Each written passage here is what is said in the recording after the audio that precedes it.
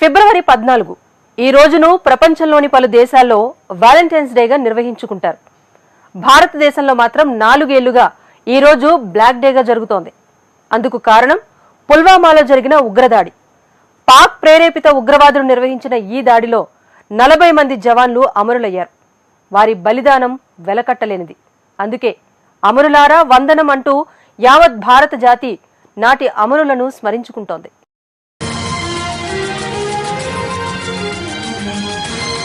Breaking news చూస్తున్నాము. Pilot Abhinandan ను రేపు విడుదల చేస్తామని పాక్ ప్రధాని ఇమ్రాన్ ఖాన్ ప్రకటించారు. నిన్న ఏదైతే ఉందో MiG-27 ద్వారా పాక్ భూభాగంలో పాక్ సైనికులకు పట్టుబడ్డ విక్రమ్ అభినందన్ ను రేపు విడుదల చేస్తామంటూ ఇమ్రాన్ ఖాన్ ఓ ప్రకటన విడుదల చేశారు. ఓ పక్క ఇండియా పాక్ల మధ్య టెన్షన్ వాతావరణం నెలకొంది. మరోపక్క అంతర్జాతీయ స్థాయిలో పాక్ మీద ఒత్తిడి తెచ్చే ప్రయత్నాల్లో భాగంగా 10 దేశాల విదేశాంగ కార్యదర్శులతో చర్చిస్తోంది భారత్. వ్యూహాత్మకంగా ముందడుగు వేస్తున్న సమయంలో ఒక శుభవార్త, విక్రమ్ అభినందన్ ను విడుదల చేస్తామంటూ పాక్ ప్రధాని ఇమ్రాన్ ఖాన్ ఎట్టకేలకు ప్రకటన చేశారు. ప్రేమ కలిగి సత్యం చెప్పుచు క్రీస్తు వలె ఉండుటకు మనం అన్వేషణలో ఎదుగుదాము. లోకరక్షకుడైనటువంటి యేసుక్రీస్తు వారి నామమున మీ అందరికీ శుభములు వందనములు తెలియజేసుకుంటున్నాను. ప్రభునందు ప్రియమైన దేవుని వాళ్ళారా, ప్రపంచంలో దేవుని మాట వల్ల నిర్మాణమైనవని చేసి బైబిల్ చెప్తుంది. ఆ మాటను బోధిస్తున్నటువంటి అనేక మంది సువార్థికుల్ని రోజు ప్రపంచంలో నిందిస్తున్నారు, దూషిస్తున్నారు. ఇలాంటి తరుణంలో బైబిల్ ఎంత గొప్పది, బైబిల్లో ఉన్నటువంటి మాటలు ప్రపంచానికి ఎంత విలువైనవి, బైబిల్ మాటలను బట్టి ఎవరెవరు రక్షింపబడుతున్నారు అనేటటువంటి ఆలోచన మనం చేసినట్లయితే ప్రపంచ దేశాల్లో ఉన్నటువంటి మరి దేశానికి మధ్య సరిహద్దు కాస్తున్నటువంటి సరిహద్దుల్లో కాపలా కాస్తున్నటువంటి మరి జవాన్లని కూడా దేవుని వాక్యం రక్షిస్తుందంటే నమ్మి తీరాల ప్రియమైన దేవుని వాళ్ళారా. ప్రతి ఒక్క సైనికుడిని కూడా దేవుని మాట రక్షిస్తుంది. సైనికుని రక్షించేది వారు ధరించినటువంటి బుల్లెట్ ప్రూఫ్ జాకెట్లు కదండి, లేదంటే వారు పెట్టుకున్నటువంటి హెల్మెట్లు కదండి, లేదంటే వారి దగ్గర ఉన్నటువంటి AK-47 గన్స్ కదండి, లేదంటే ఇజ్రాయెల్ దేశంలో ఉన్నటువంటి మరి ఐరన్ డోమ్స్ మరి దేశ రక్షణ వ్యవస్థను కాపాడుతుందని చేసి చాలామంది అనుకుంటూ ఉంటారు. కానీ వాటన్నిటికన్నా మించి దేవుని వాక్యం దేశ సరిహద్దుల్లో ఉన్నటువంటి సైనికులను కాపాడుతుందంటే నమ్మి తీరాలి. అలాంటి అంశం ఈ రోజు మీతో పంచుకోవడానికి నేను సిద్ధపడుతున్నాను. చిన్న ప్రార్థన చేసుకుని దేవుడి సహాయంతో దేవుని వాక్యంలోనికి వెళ్దాం. ప్రేమ నమ్మకమైనటువంటి గొప్ప దేవ, మీ అపారమైనటువంటి ఉన్నతమైనటువంటి నామాన్ని బట్టి వందనములు, కృతజ్ఞత, స్తుతులు, స్తోత్రం చెల్లించుకొనిచు గతించిన కాలమంతయు తండ్రి మీ అమూలమైన రెక్కల చోటు మమ్మల్ని కాసి కాపాడి సజీవుల లెక్కలో ఉంచినందుకు వందనాలు తండ్రి. నాయన ఈ సమయంలో మీ మాటలు చెప్పవచ్చుండగా సమయోచితమైనటువంటి జ్ఞానాన్ని నాకు అనుగ్రహించండి. వినిచున్నటువంటి మీ బిడ్డలకు కూడా తండ్రి వెనకలిగి మనసు గ్రహింపగల హృదయాన్ని దయచేసి వాక్యానుసారమైన జీవితం కలిగి బైబిల్ ఎంత గొప్పదో, బైబిల్లోని మాటలు ఎంత విలువైనవో, మరి యేసుక్రీస్తు వారు అన్నట్టుగా నేనే మార్గము, నేనే సత్యము, నేనే జీవము అన్నటువంటి ఆ జీవానికి సంబంధించినటువంటి జీవపు మాటల్ని నాయన పంచుతుండగా తండ్రి సహాయం దయచేయమని లోకరక్షకుడు మీ ప్రియ కుమారుడైనటువంటి యేసుక్రీస్తు వారి అతిపుణ్య నామాన్ని బట్టి వందనములు, కృతజ్ఞతలు తెలియజేసుకుంటున్నాం మా పరమ తండ్రి. ఆమేన్. ప్రభునందు ప్రియమైన దేవుని వాళ్ళారా, ఈ భూమి మీద పుట్టినటువంటి మనిషి దేవుడిచ్చినటువంటి యొక్క జీవిత దినాలలో గడుపుతూ ప్రతి దినాన్ని కూడా ఒక పండగగా చేసుకోవడానికి నిర్ణయించుకున్నాడు. అందుకే ప్రతిరోజు కూడా ఏదో ఒక స్పెషల్ డేగా ఉండాలని చేసి కోరుకుంటున్నాడు. అందుకే జన్మనిచ్చినటువంటి లోకపు తండ్రులకి ఫాదర్స్ డేని ఒకటిని ఏర్పాటు చేసుకున్నారు, తల్లులకి మదర్స్ డేని ఒకటి ఏర్పాటు చేసుకున్నారు. అలాగే ప్రాణ స్నేహితుల్ని కలుసుకోవడానికి, వారిని జ్ఞాపకం చేసుకోవడానికి ఫ్రెండ్షిప్ డేని కూడా ఏర్పాటు చేస్తున్నారు. అలాగే కార్మికుల దినోత్సవం కూడా మరి మొన్ననే జరిగింది. మేడే 1వ తారీఖున ప్రపంచ కార్మికుల దినోత్సవంగా కూడా జరుపుకుంటున్నారు. ఇలా మనం ఆలోచన చేసినట్లయితే ప్రతి దినంని కూడా ఒక స్పెషల్ డేగా మనిషి ఏర్పాటు చేసుకున్నాడండి. మన భారతదేశపు ప్రజలను ఆలోచిస్తే ఆగస్టు 15 రాగానే భారతదేశానికి స్వతంత్రం వచ్చినటువంటి రోజుగా జ్ఞాపకం చేసుకుంటున్నారు. జనవరి 26వ తారీఖు రాగానే మరి రిపబ్లిక్ డేగా, గణతంత్ర దినోత్సవంగా మరి జ్ఞాపకం చేసుకుంటున్నారు. మంచిది. వీటితో పాటు మనిషి ఇంకెక్కడికి వెళ్ళిపోయాడంటే ప్రేమికులకు కూడా ఒక రోజు ఉన్నదని చేసి జ్ఞాపకం చేసుకొని ఆ ప్రేమికుల దినోత్సవం ప్రతి సంవత్సరం ఫిబ్రవరి 14 రాగానే ఆ ప్రేమికుల దినోత్సవంగా ప్రపంచవ్యాప్తంగా మరి ఆ యొక్క దినాన్ని సెలబ్రేట్ చేసుకుంటున్నారు. మంచిది. అయితే ప్రియమైన దేవుని వాళ్ళరా, ఫిబ్రవరి 14 అనగానే ప్రపంచవ్యాప్తంగా ప్రేమికుల రోజు జరుపుకుంటే భారతదేశానికి మాత్రం ఫిబ్రవరి 14 రాగానే ఒక ఇంత కలవరం ఏర్పడింది. దానికి గల కారణం ఒకటే, పుల్వామా జిల్లాలో అవంతికాపురం అనేటటువంటి ఒక విలేజ్లో జరిగినటువంటి ఆత్మాహుతి దాడి. మరి భారీ బాంబు పేలుడు ద్వారా మన దేశాన్ని, మన దేశ సరిహద్దు భూభాగాల్లో కాపలా కాస్తున్నటువంటి జవాన్లు సుమారుగా 40 మంది చనిపోయారండి. అదంతా కూడా మనం గతంలో చూసే ఉన్నాం. మరి సందర్భంలోకి వెళ్ళినట్లయితే ఆ ఘటన మరి భారతదేశం ఫిబ్రవరి 14వ తారీఖు ఒక బ్లాక్ డేగా అనౌన్స్ చేసింది. అదొక చీకటి కోణంగా, చీకటి రోజుగా డిక్లేర్ చేసింది. అసలు విషయానికి వచ్చినట్లయితే 2019 ఫిబ్రవరి 14 2019వ సంవత్సరం ఫిబ్రవరి 14వ తారీఖు సమయం సాయంత్రం 3 గంటల 15 నిమిషాల సమయంలో జమ్మూ కాశ్మీర్కి శ్రీనగర్ అనేటటువంటి ఆ యొక్క ప్రాంతానికి మధ్యలో దేశ సరిహద్దు భూభాగాల్లో కాపలా కాస్తున్నటువంటి జవాన్లు బదిలీ అవుతున్నటువంటి సందర్భం. సుమారుగా 2700 మంది జవాన్లండి ఆయా కాన్వేలో ప్రయాణం చేస్తున్నారండి. ఇదంతా కూడా ఉగ్రవాద సంస్థ పసిగట్టి ఎంతో పకడ్బందీగా ప్లాన్ వేసి మన ఇండియాలోనే పుట్టినటువంటి ఒక ముస్లిం సహోదరుని ప్రేరేపించి, వారి యొక్క ఉగ్రవాద బోధలతోటి ప్రేరేపించి ఒక ఆత్మాహుతి దాడుగా, ఒక ఆత్మాహుతి దళంగా ఆ వ్యక్తిని నిర్ణయించిందండి. ఆ వ్యక్తి పేరే ఆదిల్ అహ్మద్.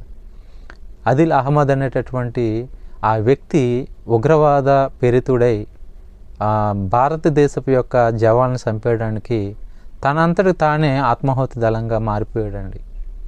ఒక కారు అద్దెకు తీసుకొని అందులో 350 కిలోల పేలుడు పదార్థాన్ని పెట్టుకొని ఆ జమ్మూ కాశ్మీర్ శ్రీనగర్ మధ్యలో ఉన్నటువంటి పుల్వామా జిల్లా అవంతికాపూర్ లితిపూర్ అనేటటువంటి విలేజ్కి వచ్చేసరికి ఇతను నడుపుతున్నటువంటి కారుని అందులో 350 కిలోల మరి భారీ పేలుడు పదార్థాన్ని, బాంబులను పెట్టుకొని ఆ జవాన్లు వస్తున్నటువంటి బస్సుకి ఎదురెళ్ళి ఢీకొని మరి ఆత్మాహుతి దళంగా పేలిపోయాడు. అతనితో పాటు మన దేశాన్ని కాపాడుతున్నటువంటి జవాన్లు కూడా 40 మంది చనిపోయారు. ఆ 40 మంది కుటుంబాలు కూడా మరి తండ్రి లేనటువంటి వారుగా, కుమారులు లేనటువంటి వారుగా, భర్త లేనటువంటి వారుగా అనాథలుగా మిగిలిపోయారు. దీనంతటి కూడా కారణం ఎవరంటే పాకిస్తాన్లో రహస్యంగా నడిపింపబడుతున్నటువంటి జేసీఎం మహమ్మద్ అనేటటువంటి సంస్థ, జేసీఈఎం అనేటటువంటి సంస్థ ఈ యొక్క ఉగ్రవాద చర్యకి పాల్పడింది. తర్వాత వారే అనౌన్స్ చేశారు, పుల్వామా బాంబు దాడికి గల కారణం మేమే, మా సంస్థ అని చేసి వారు అఫీషియల్గా అనౌన్స్ చేశారండి. ఇది తెలుసుకున్నటువంటి భారత ప్రభుత్వం ఆ రోజునాడు 2019లో బీజేపీ ప్రభుత్వం మోడీ ప్రధానమంత్రిగా మరి వ్యవహరిస్తున్నటువంటి తరుణంలో భారతదేశ ప్రజలందరూ కూడా ఉలికిపడ్డారు. దీనికి ప్రతీకార చర్యగా మనము కూడా, మన దేశ సైన్యం కూడా ఏదో ఒకటి చేయాలి అనేటటువంటి నినాదాలు మరి వెల్లువిగిసినటువంటి సమయంలో నరేంద్ర మోడీ భారతదేశ ఆర్మీకి ఫ్రీ హ్యాండ్ ఇచ్చేయడం జరిగింది. ఇక మీరేం చేస్తారో తెలీదు, దీనికి ప్రతీకార చర్య జరగాలి, భారతదేశ ప్రజలు కూడా కోరుకున్నది ఇదే, తర్వాత ఏదొచ్చినా మేము చూసుకుంటాం అని చేసి ఫ్రీ హ్యాండ్ ఇచ్చేసరికి భారతదేశపు యొక్క ఆర్మీలో ఉన్నటువంటి మరి ప్రధానులు ఎవరైతే ఉన్నారో, అధికారులు ఎవరైతే ఉన్నారో వారు ఒక నిర్ణయం తీసుకున్నారు. డైరెక్ట్గా యుద్ధం చేస్తే అటు ఆర్థికంగా ఇటు ప్రాణ నష్టం కూడా జరుగుతుంది, అనేక మంది సైనికులు చనిపోయే పరిస్థితి. కాబట్టి ఇది దేశం కాదు, ఉగ్రవాద సంస్థతోటి మనకి యుద్ధం. కాబట్టి ఆ సంస్థ ఎక్కడ ఉన్నదో మనం తెలుసుకోవాలని చేసి అంతరిక్షంలో ఉన్నటువంటి శాటిలైట్ సహాయంతో ఆ ఉగ్రవాద సంస్థ ఎక్కడ ఉన్నదని చేసి భారతదేశ ప్రభుత్వం, మిలిటరీ ఆర్మీ తెలుసుకుంది. అది పాకిస్తాన్లో ఒక మూలన ఉన్నటువంటి బాలాకోట్ అనేటటువంటి ఒక ప్రాంతంలో ఆ ఉగ్రవాద సంస్థలు, దానికి సంబంధించినటువంటి గుడారాలు మరి భవనాలు ఉన్నట్టుగా గుర్తించారు. ఆ యొక్క ఉగ్రవాద సంస్థకి చీఫ్గా లేదంటే కమాండర్గా పనిచేస్తున్నది ఎవరంటే రషీద్ గాజీ అనేటటువంటి ఒక ముస్లిముడు. ప్రియమైన దేవుని వాళ్ళారా, ఇది తెలుసుకున్నటువంటి భారతదేశ ప్రభుత్వం సర్జికల్ స్ట్రైక్ చేయాలని చేసి నిర్ణయించుకొని 2014 బాంబు దాడి జరిగింది. ఫిబ్రవరి 14 బాంబు దాడి జరిగింది. ఫిబ్రవరి 26 తారీఖు ఉదయం తెల్లవారుజామున సర్జికల్ స్ట్రైక్ని నిర్వహించారు భారత ప్రభుత్వం, మిలిటరీ ఆర్మీ. ఆ తెల్లవారుజామున ఒక 4 విమానాలని, జెట్ విమానాలని పాకిస్తాన్లో ఉన్నటువంటి లాహోర్ సైడ్ పంపించారు. మరొక 4 జెట్ విమానాలని కరాచీ సైడ్ పంపించారు. మరొక 4 జెట్ విమానాలని అనుకున్నటువంటి టార్గెట్ బాలాకోట్ అనేటటువంటి ప్రాంతంలో ఎక్కడైతే ఉగ్రవాద స్థావరాలు ఉన్నాయో అక్కడికి పంపించి సుమారుగా 1000 కిలోల బాంబులు కలిగినటువంటి బాంబులతోటి అక్కడ ఉన్నటువంటి స్థావరాలన్నింటినీ కూడా పేల్చేశారు. ఈ ఘటనలో సుమారుగా 300 మంది ఉగ్రవాదులు చనిపోయారు. మరి దానికి సంబంధించినటువంటి హెడ్ కమాండర్ అయినటువంటి రషీద్ గాజీ, అలాగే మరొక ముసూర్ ఆజాద్ అనేటటువంటి మరి ఆ యొక్క సంస్థ నడిపించేటటువంటి వారు కూడా ఆ యొక్క దాడుల్లో చనిపోవడం జరిగింది. ఇది తెలుసుకున్నటువంటి మరి ప్రధానమంత్రి, పాకిస్తాన్ యొక్క మిలిటరీ ఆర్మీ తీసుకున్నటువంటి నిర్ణయం ఏంటంటే, మా అనుమతి లేకుండా మా గగనతలాల్లోకి ప్రయాణం చేసి మా భూభాగంలో ఉన్నటువంటి కొన్ని ప్రాంతాలను వీరు సర్జికల్ స్ట్రైక్ ద్వారా బాంబులు వేసి పేల్చేశారు. కాబట్టి దీనికి కూడా మేము ప్రతీకార చర్య తీసుకుంటామని చేసి ఆ రోజు ప్రధానమంత్రిగా ఉన్నటువంటి ఇమ్రాన్ ఖాన్ నిర్ణయం తీసుకున్నాడు. మీరు అనుకోలేనటువంటి గడిలోనే మేము కూడా సర్జికల్ స్ట్రైక్ చేస్తాం, కావాలంటే ఎదుర్కోండి అని చెప్పేసరికి మన మిలిటరీ ఆర్మీ కూడా ఎలక్ట్ అయింది. అయితే పాకిస్తాన్ ప్రధాని అన్నట్టుగానే, మిలిటరీ అన్నట్టుగానే ఫిబ్రవరి 28వ తారీఖున ఫిబ్రవరి 14 బాంబు దాడి జరిగింది. ఫిబ్రవరి 26 సర్జికల్ స్ట్రైక్ మన భారతదేశం నుండి పాకిస్తాన్లో సర్జికల్ స్ట్రైక్ జరిగింది. ఆ పాకిస్తాన్ ప్రధానమంత్రి తీసుకున్న నిర్ణయాన్ని బట్టి ఫిబ్రవరి 28వ తారీఖు తెల్లవారుజామున భారతదేశంలో కాశ్మీర్, జమ్మూ కాశ్మీరు, శ్రీనగర్ ఆ ప్రాంతాల్లో మరి సర్జికల్ స్ట్రైక్ చేయడానికి పాకిస్తాన్ నుండి 2 ఎయిర్ క్రాఫ్ట్స్ రావడం జరిగింది, జెట్ విమానాలు రావడం జరిగింది. దాన్ని ఎదుర్కోవడానికి, డిఫెన్స్ చేయడానికి మన భారతదేశం నుంచి 2 జెట్ విమానాలు బయలుదేరాయి. అందులో ఒక జెట్ విమానం మరి పాకిస్తాన్ బార్డర్లో కూలిపోయింది. గల కారణం ఏంటంటే, పాకిస్తాన్ నుంచి వస్తున్నటువంటి జెట్ విమానాలని డిఫెన్స్ చేయడానికి, ఎదుర్కోవడానికి మన ఇండియా నుంచి వెళ్తున్నటువంటి జెట్ విమానాలని ఒక పైలట్ నడుపుతున్నాడండి. ఒక విమానంలో పైలట్, ఒక విమానంలో మరొక పైలట్, మరొక విమానంలో మరొక పైలట్ ఉన్నాడు. ఒక విమానంలో ఉన్నటువంటి పైలట్ అతని పేరు విక్రమన్ అభినందన్ వర్ధమాన్ అండి. ఈ పేరు బాగా గుర్తుంచుకోండి. విక్రమన్ అభినందన్ వర్ధమాన్ అనేటటువంటి పైలట్ ఆ యొక్క విమానాలను ఎదుర్కోవడానికి, తిరిగి మళ్ళీ ఆ దేశానికి పంపించేయడానికి ఆ యొక్క జెట్ విమానం ద్వారా కాల్పులు జరుగుతున్నటువంటి ఆ సందర్భంలో అటు పాకిస్తాన్ జెట్ విమానం ఫైర్ చేస్తుంది, ఇటు మన ఇండియా విక్రమ వర్ధమాన్ అభినందన్ కూడా ఫైర్ చేస్తున్నాడు. అయితే అనుకోలేనటువంటి పరిస్థితుల్లో అదుపు తప్పి అభినందన్ ఏదైతే జెట్ విమానం నడుపుతున్నాడో ఆ జెట్ విమానానికి మరి బాంబు యొక్క మరి పేలుడు జరిగేసరికి, ప్రమాదం జరిగేసరికి అదుపు తప్పి అభినందన్ ఏ యొక్క విమానం అయితే మరి నడుపుతున్నాడో ఆ జెట్ విమానం భారతదేశపు సరిహద్దు భూభాగాల్లో అనగా పాకిస్తాన్ సరిహద్దు భూభాగాల్లో పడిపోవడం జరిగింది. తీరా భూమి మీద పడ్డేసరికి అది పాకిస్తాన్ భూభాగంలోనే పడిపోవడం జరిగింది. ప్రియమైన దేవుని వల్లరా బాగా గమనించండి. ఇది జరిగినటువంటి కొన్ని గంటల వ్యవధిలోనే, కొన్ని నిమిషాల వ్యవధిలోనే పాకిస్తాన్ ఆర్మీ అక్కడికి చేరుకోవడం, మరి విక్రమన్ అభినందన్ వర్ధమాన్ని అరెస్ట్ చేయడం, పాకిస్తాన్ ఆర్మీ యొక్క జైలుకి తీసుకువెళ్ళిపోవడం జరిగింది. ఇలా తీసుకువెళ్ళిన తర్వాత ఈ అభినందన్ని మరి వారు అనుకున్నటువంటి విధంగా కాల్చి చంపేయాలి, లేదంటే ఉరివేసి చంపేయాలి. గతంలో కూడా కార్గిల్ యుద్ధం అనేటటువంటి ఆ కార్గిల్ యుద్ధం జరిగేటప్పుడు, అంతకుముందు యుద్ధాలు జరిగేటప్పుడు కూడా మన దేశ సైనికులు ఎవరైనా సరే పాకిస్తాన్ ఆర్మీకి దొరికితే వారు నిర్దాక్షిణ్యంగా చంపేసేవారు. కానీ విక్రమన్ విషయంలో అలా చంపలేదు.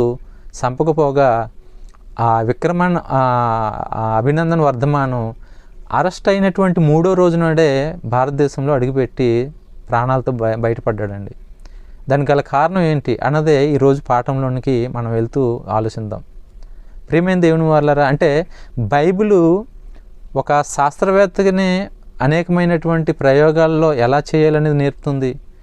భూమి మీద బ్రతుకుతున్నటువంటి మనిషి ఎలా బ్రతకాలో నేర్పుతుంది. దేశాలని పరిపాలిస్తున్నటువంటి అధికారులని ఎలా పరిపాలన చేయాలో నేర్పుతుంది. ఇక భూమధ్య రేఖ మధ్యలో, లేదంటే దేశానికి మధ్య ఉన్నటువంటి సైనికుల్ని కూడా ఎలా కాపాడాలో బైబిల్ నేర్పుతుంది. ప్రియమైన దేవుని వల్ల కాబట్టి ఈ అభినందన్ వర్ధమాన్ ఎలా రిలీజ్ అయ్యాడు అనేది మనం ఆలోచిస్తే, ఐక్యరాజ్య సమితిలో తీసుకున్నటువంటి ఒక ఒప్పందం ఉన్నదండి, అదే జెనీవా ఒప్పందం.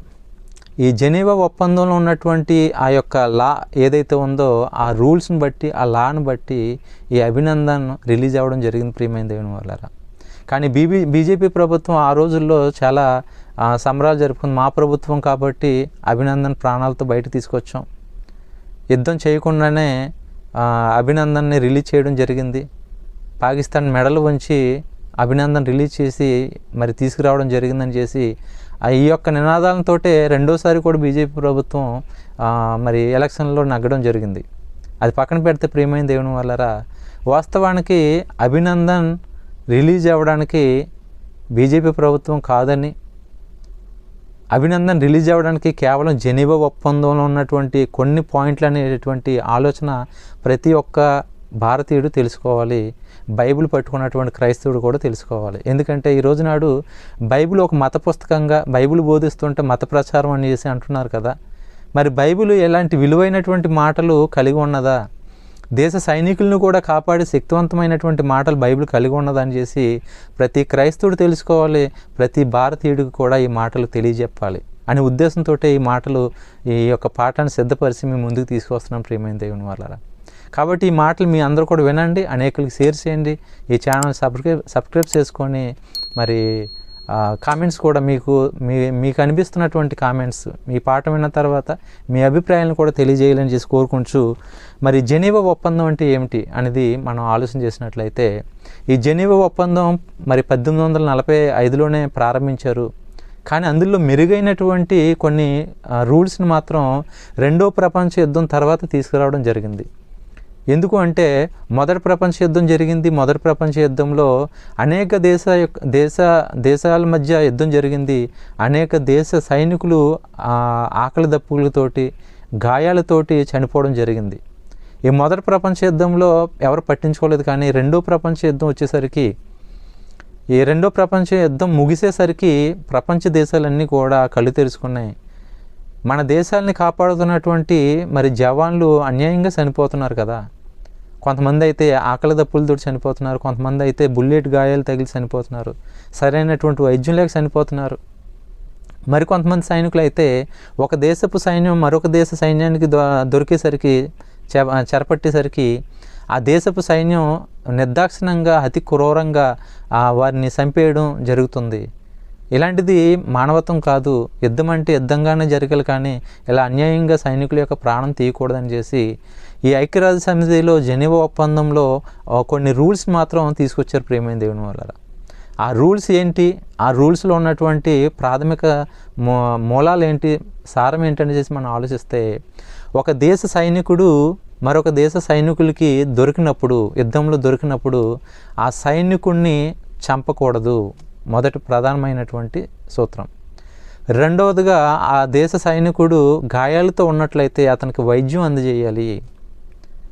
అతను వెంటనే ట్రీట్మెంట్ మొదలు పెట్టాలి, వైద్యం అందజేయాలి, హాస్పిటల్కి తీసుకువెళ్ళాలి. ఇక మూడవదిగా అతని ఆకలితో ఉంటే ఆహారం సిద్ధపరిచి భోజనం పెట్టాలి. ఇక నాలుగవదిగా ఏంటంటే అతను ఏ దేశ సైనికుడో ఆ దేశానికి అప్పగించాలి తిరిగి. ఈ ప్రధాన 4 సూత్రాలు జెనీవా ఒప్పందంలో పొందుపరిచారండి. ఈ ఒప్పందాన్ని బట్టే అభినందన్ బ్రతికి బయటపడ్డాడు. అయితే భారతదేశ చరిత్రలోనే పొరుగు దేశానికి చేజిక్కి అతి త్వరగా రిలీజ్ చేయబడినటువంటి వ్యక్తి ఎవరైనా ఉన్నారంటే, సైనికుడు ఎవరైనా ఉన్నారంటే అది అభినందన్ మాత్రమే. 28వ తారీఖున పట్టబడ్డాడు, మార్చి 2వ తారీఖున రిలీజ్ చేయబడ్డాడు. అఫీషియల్గా పాకిస్తాన్ ప్రధానమంత్రి మార్చి 2వ తారీఖున రిలీజ్ చేస్తామన్నాడు. అన్న విధంగానే మార్చి 2వ తారీఖున అభినందన్ రిలీజ్ అయ్యి ఆ యొక్క భారతదేశపు సరిహద్దు భాగాల్లోకి రావడం జరిగింది, భూభాగంలోకి రావడం జరిగింది ప్రాణాలతో. ఏమన్నా చెప్పినట్టుగానే జెనీవా ఒప్పందంలో ఉన్నటువంటి రూల్స్ని అటు పాక్ సైన్యం కానీ పాక్ ప్రధాని కానీ మేరకుండా జెనీవా ఒప్పందం ప్రకారంగా రిలీజ్ చేయడానికి కారణమైంది. ఆ జెనీవా ఒప్పందంలో ఆ సైనికుడిని చంపకూడదు, ఆకలితో ఉంటే అన్నం పెట్టాలి, గాయాలతో ఉంటే వైద్యం చేయాలి, తిరిగి ఆ దేశానికి తిరిగి అప్పగించాలి. ఈ 4 ప్రధాన సూత్రాలు జెనీవా ఒప్పందంలో రెండో ప్రపంచ యుద్ధం తర్వాత పొందుపరిచారండి. ఈ ఫొటోస్, ఈ యొక్క స్క్రీన్ షాట్స్ అన్నీ కూడా మీకు వీడియోలో మెన్షన్ చేస్తాను, చూడండి. అవసరమైతే మీరు వికీపీడియాలోకి వెళ్ళండి, గూగుల్లో చెక్ చేయండి. జెనీవా ఒప్పందం యొక్క రూల్స్ ఏంటి, అవి సైనికులకి ఎలా ఉపయోగపడుతుంది అన్నది మీరు చెక్ చేయండి. చెక్ చేస్తే మీకు పూర్తి వివరణ వస్తుంది. అయితే జెనీవా ఒప్పందంలో ఈ మాటలు పొందుపరచడానికి వారికి ఎక్కడ దొరికినాయి ఈ అంశాలు? ఇలాగే చేయాలని చేసి వారికి ఎలా తెలిసిందంటే దానికి గల కారణం ఒకటే, ప్రియమైన దేవుని వాళ్ళారా, చాలా గర్వంగా చెప్తాను, జెనీవా ఒప్పందంలో ఆ పాయింట్స్, ఆ పట్టికలో ఆ యొక్క మౌలిక సూత్రాలు పొందుపరచడానికి గల కారణం ఒకే ఒకటి, బైబిల్. ప్రియమైన దేవుని వాళ్ళారా, బైబిల్లో ఉన్నటువంటి ఈ సారాన్ని, లెసన్స్ని, ఈ యొక్క ఎసెన్స్ని తీసుకొని సైనికుల పట్ల ఈ విధంగా వ్యవహరించాలనేటటువంటి పాఠాలు నేర్పింది ఐక్యరాజ్య సమితికి బైబిల్. కాబట్టి బైబిల్ ఎంతటికైనా అభినందనమైనది. ప్రియమైన దేవుని వాళ్ళారా, అభినందన రక్షించింది బైబిల్ అండి. అనేక మంది జవాన్లు రక్షించింది బైబిల్. ప్రియమైన దేవుని వాళ్ళారా, అందుకే ఎంతకైనా సరే ఈ బైబిల్, హోలీ బైబిల్ అభినందించవలసిందండి. ప్రతి మనిషి గౌరవించవలసింది, ప్రతి మనిషి బైబిల్ దగ్గర పాఠాలు నేర్చుకోవాల్సింది. ప్రియమైన దేవుని వాళ్ళారా, అందుకే అండి బైబిల్ బోధించడానికి మాలాంటి సువార్థకులు ఎంతోమంది గర్వంగా బోధించడానికి ముందుకు వస్తున్నాం. బైబిల్ బోధిస్తుంటే మత ప్రచారం అన్నా, దేశద్రోహులన్నా, చర్చిలను కూలగొస్తున్నా, గాయాల పాలు చేస్తున్నా, ఏం చేస్తున్నా సరే బైబిల్ని విడవకుండా ఎందుకు మేము బోధిస్తున్నాం అంటే ఇది మానవాళికి కావాల్సినటువంటి మాటలు. ప్రియమైన దేవుని వాళ్ళారా, మొదట చెప్పినట్టుగానే ఈ యొక్క బైబిల్లో ఉన్నటువంటి మాటలు ప్రపంచాలు నిర్మాణం చేసి ప్రపంచ వ్యవస్థని నడిపిస్తుంది బైబిల్. మానవాళిని నడిపించేది బైబిల్. తిరిగి మనిషి చనిపోయిన తర్వాత పరలోకం, స్వర్గలోకం, నిత్య జీవానికి చేరాలంటే మార్గం దేవుని మాటలు. ప్రియమైన దేవుని వాళ్ళరా, అందుకే 2000 సంవత్సరాల కిందట యేసుక్రీస్తు వారి లోకానికి వచ్చి 33.5 సంవత్సరాలు మానవ శరీరంలో ఈ భూమి మీద నివసించి లోకం పుట్టినది మొదలుకొని మరుగే ఉన్నటువంటి సంగతులన్నీ కూడా ఉపమాన రీతిగా ప్రజలకు బోధించారండి. ఆ మాటలు చేపట్టినటువంటి అపోస్తులు భూదిగాంతాల వరకు కూడా ఈ మాటల్ని ప్రచారం చేశారు, సువార్త చేశారు. అయ్యే మాటల్ని ఈ రోజు నాడు మేము పట్టుకొని వాక్యాన్ని ప్రకటన చేస్తున్నాం. బైబిల్ ఎంత గొప్పదో అన్నది మేము తెలియజేస్తున్నాం. ప్రియమైన దేవుని వాళ్ళరా, అయితే ఈ సందర్భం బైబిల్లో ఎక్కడ ఉన్నది?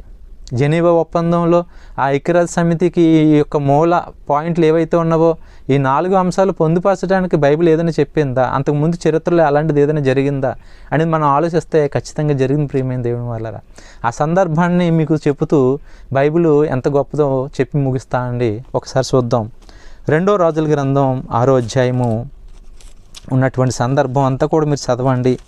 2వ రాజుల గ్రంథం 6వ అధ్యాయము మొదటి నుంచి కొన్ని మాటలు మనం చూసినట్లయితే అక్కడ సందర్భం ఏంటంటే, ఇజ్రాయేల్లో ప్రజలందరూ కూడా ప్రవక్తగా ఏలియా గారు ఉండేటటువంటి వారు.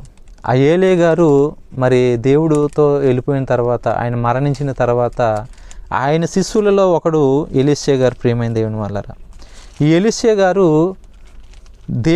ప్రజల్ని దేవుని మాటలతోటి నడిపిస్తూ అనేకులకు దేవుని మాటలను చెబుతూ అనేక మంది శిష్యుల్ని తయారు చేస్తున్నటువంటి ఆ తరుణంలో కొంతమంది శిష్యులు ఆయన వద్దకు వచ్చి, అయ్యా మా ఏలినవాడ, మనం నివసించడానికి స్థలం సరిపోవట్లేదు, మేము కూడా ఉండడానికి మరొక నివాసాన్ని ఏర్పాటు చేసుకుందాం.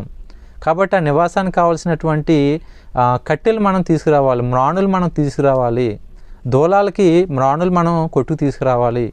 మీరు పర్మిషన్ ఇస్తే, మీరు అనుమతి ఇస్తే మేము వెళ్ళి తీసుకొస్తాం యోర్దాను నది దగ్గర ఉన్నటువంటి అరణ్యంలోకి వెళ్ళి అన్నప్పుడు ఎలీషా గారు పర్మిషన్ ఇస్తారండి. అయితే మేము ఒక్కలమే కాదు, అది ఎలా నివాసం చేయాలన్నది కూడా, కట్టడం ఎలా ఉండాలనేది కూడా మీకు తెలియదు, కాబట్టి మీరు కూడా మాతో పాటు రండి అన్నప్పుడు ఎలీషా గారు కూడా శిష్యులతో పాటు ఆ యొక్క ప్రాంతానికి వెళ్ళడం జరుగుతుంది. ప్రియమైన దేవుని వాళ్ళరా, ఆ సందర్భంలో ఒక శిష్యుడు మ్రాణును నరుగుతుంటే గొడ్డలి చేయి జారి నదిలో పడిపోతూ ఉంటుంది. నదిలో పడిపోయిన తర్వాత, అయ్యో నా ఏలినవాడ, గొడ్డలి నదిలో పడిపోయింది, అది మంద కూడా కాదు, ఎరువు తీసుకొచ్చాం, తిరిగి వాళ్ళకి అప్పగించాలి, కాబట్టి ఆ గొడ్డలను తీసుకురావాలి అన్నప్పుడు ఎలీషా గారు ఒక చెట్టు కొమ్మను నరికి నీళ్ళలో వేయండి అనగానే, చెట్టు కొమ్మను నరికి నీళ్ళలో వేయగానే గొడ్డలు పైకి తేలుతుందండి. అదొక వండర్. ఏమండి, ఆ గొడ్డలి తీసుకుని వెళ్ళిపోతున్నటువంటి సమయంలో ఈ యొక్క ఎలీషా గారికి శిష్యులకి కొన్ని మాటలు వినిపిస్తాయి.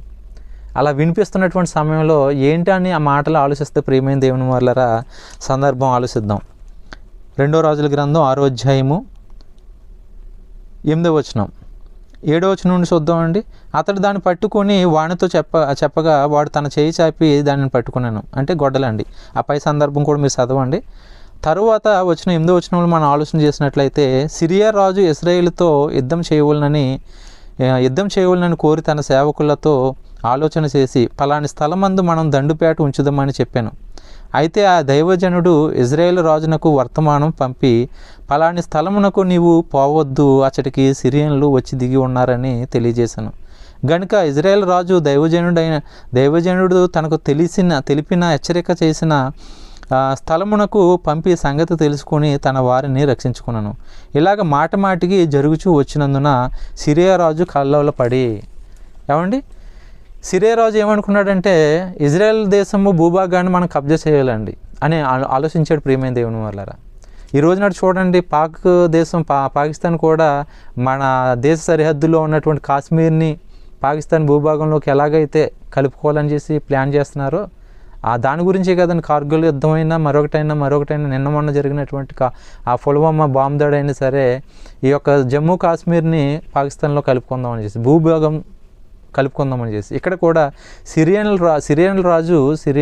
రాజు ఇజ్రాయెల్ భూభాగంలోకి అడుగుపెట్టి ఇజ్రాయెల్ ప్రజలందరినీ కూడా చంపేసి ఇజ్రాయెల్ భూభాగాన్ని సిరియాలోకి కలుపుకుందామని చేసి ప్రయత్నిస్తున్నటువంటి సందర్భం అండి.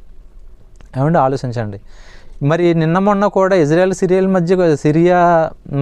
సిరియా దేశాల మధ్య యుద్ధం జరిగింది కదండి. అది దేనికంటే అది కూడా భూభాగమే. ఈ యుద్ధం ఇప్పుడు మొదలైంది కదండి, ఎప్పుడో మొదలైనటువంటి యుద్ధం ప్రియమైన దేవుని వాళ్ళరా. కానీ ఆ రోజు నాడు దైవజనుడు చెప్పినటువంటి మాట ప్రకారంగా దైవజనుడు చూపించినటువంటి ప్రేమను బట్టి ఆ యుద్ధం ఆగిపోయింది. కానీ దేవుని మాటలు ఈ రోజు నాడు పక్కన పెట్టేశారు కాబట్టి ఇజ్రాయెల్ దేశానికి సిరియా దేశానికి చుట్టుపక్కల ఉన్న దేశాలతోటి యుద్ధం ఎప్పుడు కూడా కొనసాగుతున్నదంటే ఇజ్రాయెల్ దేశం దేవుని మాటలను పక్కన పెట్టేయడం బట్టే. కాబట్టి ప్రియమైన దేవుని వాళ్ళారా ఆలోచన చేద్దాం.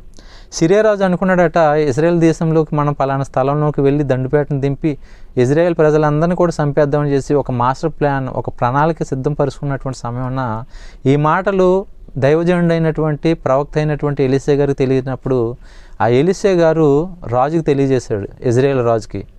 ఆ కాలంలో ఇజ్రాయెల్ రాజుగా ఉంటున్నది ఎవరండి? ఇక్కడ ఇజ్రాయెల్ రాజు అని మెన్షన్ చేశారు, కానీ ఆ వ్యక్తి పేరు, ఆ రాజు పేరు ఏంటని మనం ఆలోచిస్తే ఇదే 2 రాజుల గ్రంథం 3వ అధ్యాయంలో ఆ రాజు ఎవరన్నది మనకు తెలుస్తుందండి.